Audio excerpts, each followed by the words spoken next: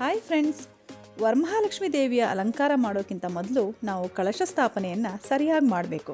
ಕಳಶ ಸ್ಥಾಪನೆಯನ್ನು ಮಾಡುವಾಗ ಏನೇನು ವಸ್ತುಗಳನ್ನು ನಾವು ಕಳಶದಲ್ಲಿ ಬಳಸಬೇಕು ಅನ್ನೋದನ್ನು ಇವಾಗ ತಿಳ್ಕೊಳ್ಳೋಣ ಬನ್ನಿ. ಕಳಶ ಸ್ಥಾಪನೆ ಮಾಡುವಾಗ ಕಳಶದಲ್ಲಿ ಮರೀದೆ ಈ 6 ವಸ್ತುಗಳನ್ನು ಹಾಕಲೇಬೇಕು. ಅದು ಯಾವುದು ನೋಡೋಣ ಬನ್ನಿ.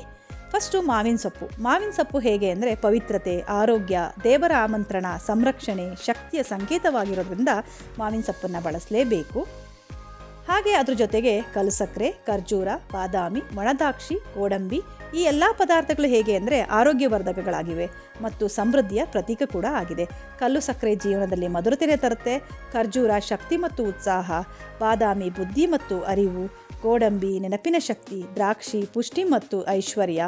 ಇವುಗಳನ್ನ ನಾವು ಒಟ್ಟಾಗಿ ಕಳಶಕ್ಕೆ ಹಾಕೋದ್ರಿಂದ ದೇವಿಯ ಆಶೀರ್ವಾದದಿಂದ ನಮಗೆ ಈ ಎಲ್ಲ ಗುಣಗಳು ಕೂಡಲೇ ಬರಬೇಕು ಅನ್ನೋ ಉದ್ದೇಶದಿಂದ ನಾವು ಕಳಶದಲ್ಲಿ ಬಳಸ್ತೇವೆ.